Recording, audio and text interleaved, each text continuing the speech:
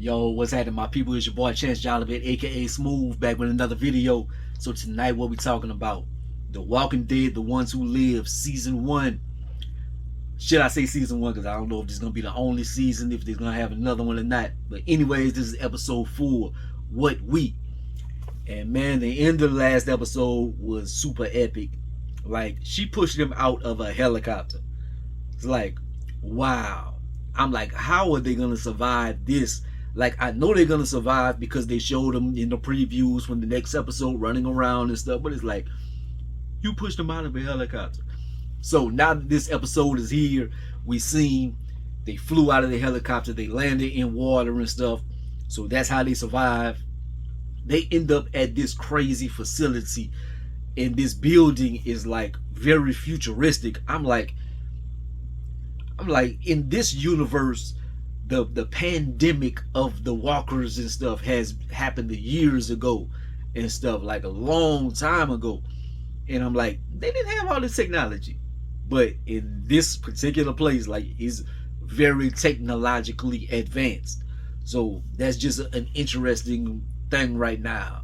It's like they had such an ugly spot falling out of a helicopter to land in such a beautiful place. It's like weird. But a perfect retreat for them to find each other again, or have the opportunity to try. And that black booty, it always would help, cause like Rick he's not himself right now, but like he see Michonne change and he like, hey, he's wanting to go back to the CRM, but he looking at that booty. I ain't mad at you, my brother. Like, do you're that's something to remember why you fighting. But anyways, speaking of the CRM, like, he feels like lost without them. He's like, where is the thing? I need to call them. We gotta go back. I gotta go back. Like, why is that? Like, he's that much broken. It's like he got severe case of Stockholm syndrome.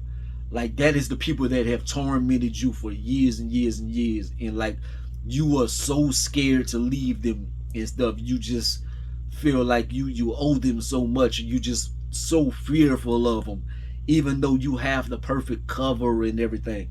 Because later on in the episode, we see that the helicopter they were on, Michonne did the right thing. Like, it was a miracle that she did that, because the helicopter crashes into the building, so they would have died.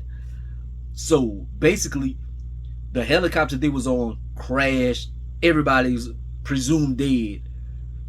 That's your exit strategy. And he still has the mind state of wanting to contact them.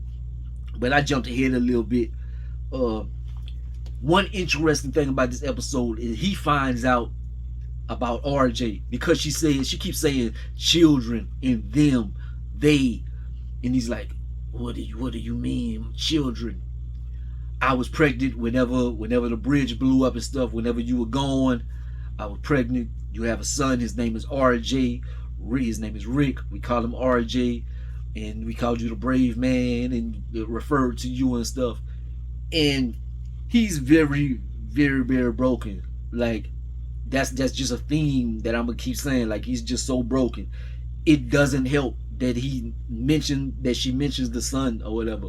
It's like he seems like just a bad baby daddy or something. It's like he doesn't seem like he's interested in the son. It's kind of like in the hood or something, there's somebody tell you that they're pregnant and they shoot out. So that's kind of the vibe that he's giving at this moment. And he tells Michonne about Jadis and stuff, about how she knows about them, and she has things over his head, and she knows where they're at, and if they kill Jadis, she has a backup plan to kill all his people and stuff. And so he's afraid in that nature. And then that's about the time that the helicopter crashed and stuff like that, but I already jumped that gun. And after the helicopter crash, like I mentioned, he still didn't want to go home, man. And eventually in this episode, like middle of the episode or something, Michonne is like, she fed up. She's like, okay, Rick, You didn't even ask about your son. Like I left my children, I left my life, I risked my life for you. We have the perfect opportunity to leave, and you are that scared. Look, here is your walkie-talkie or whatever. Press your button. I'm going. And it is a heartbreaking. That's another theme in this episode. Heartbreak. This is a heartbreaking episode, man. And she walks away, and she gets to the end of the hallway, and she just stops, and she's like, I came all this way for this man. I don't want to leave this man. I'm gonna give him some time. Please, I hope he catches his head. And he's at the door, and he's just so utterly broken, like he can't pull the handle to the door, man. He's like, and that's tough. That's tough. And then finally, after a while, he finally breaks that barrier and opens that door and takes off running after her. And we see a helicopter on the horizon, and they shoot down the other helicopter, the remains. They got to cover their tracks. They don't want anybody to know anything about the CRM. So when that happens, Rick had taken off just in time to save Michonne. Like, they blew up parts of the building and stuff. They had shrapnel and stuff, so he brought her down. But now they are filled with walkers. She drops her weapons. They have no weapons, so how will they maintain in this situation? And they end up ducking off in different places. They fighting walkers and getting this little lab or whatever. And they talking about, she's just saying like everything that about RJ, about what she left behind, about what he's going through. I know it's tough and whatnot. And like he is just utterly broken at this point. He's like, I can't go back. Like it is it's terrible. It's terrible, man. And they get out of this little area and stuff, and the building is collapsing. The chandelier falls, and Michonne is trapped underneath. And this is when Rick starts to emerge a little bit, because they are overrun by walkers, and Michonne is ready to sacrifice herself. She's like, it's bleak. I can't get away. Go, Rick. And he's like, never. I'll never leave you. So he coming back a little bit, man. He ends up saving Michonne.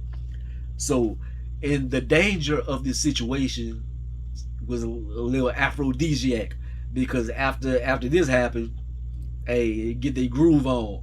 So even in this instant, like he's just so fearful. Like you see the fear in, he's having sex and he's still looking at her like, and she puts his hand on her heart and she's like, just feel my heartbeat and stuff, like I'm here for you. Like, and it's a beautiful moment in Walking Dead history.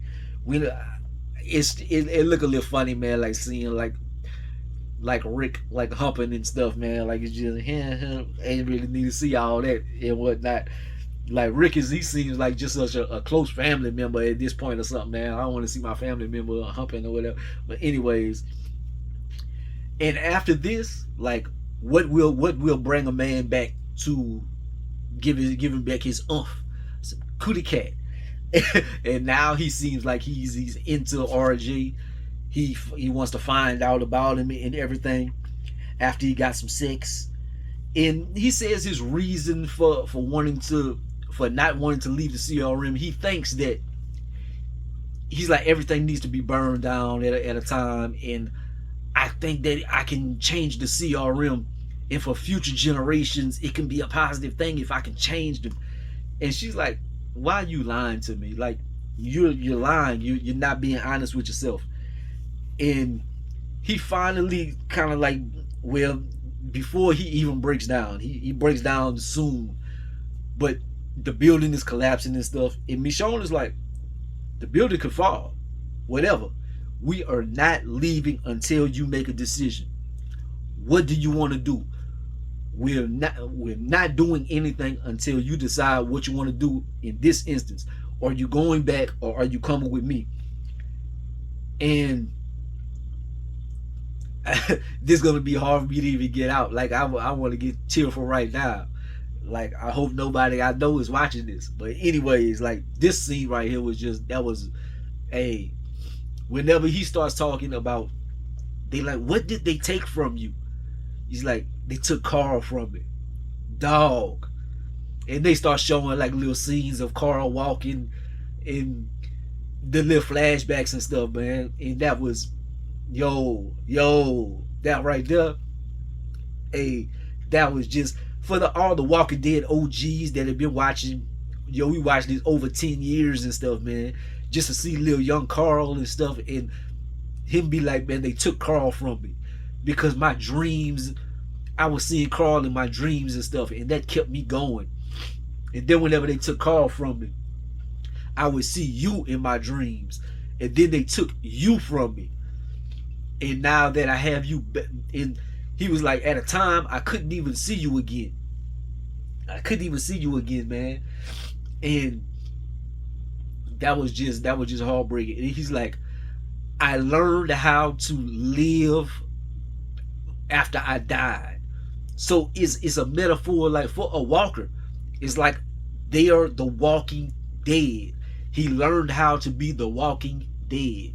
Like I learned how to live when I was dead. And I don't know if I can do that again. If I lose you again, I would not be able to go on again. And that was that was just heartbreaking.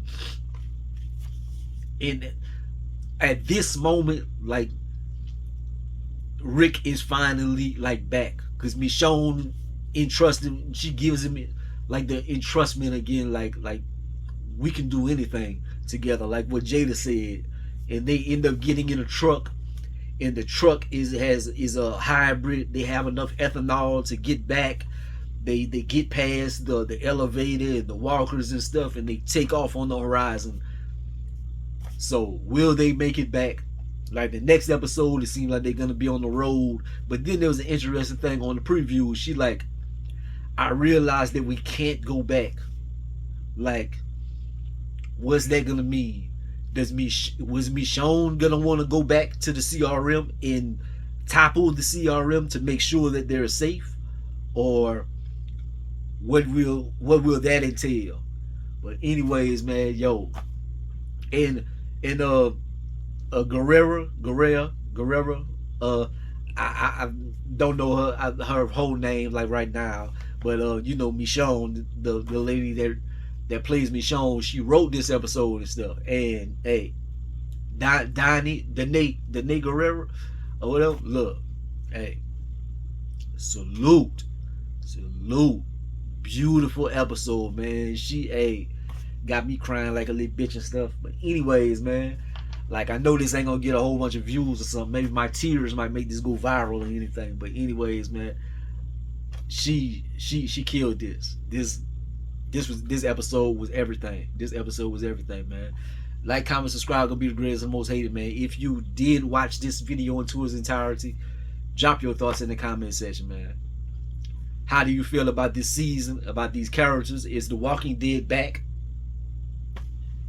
Peace.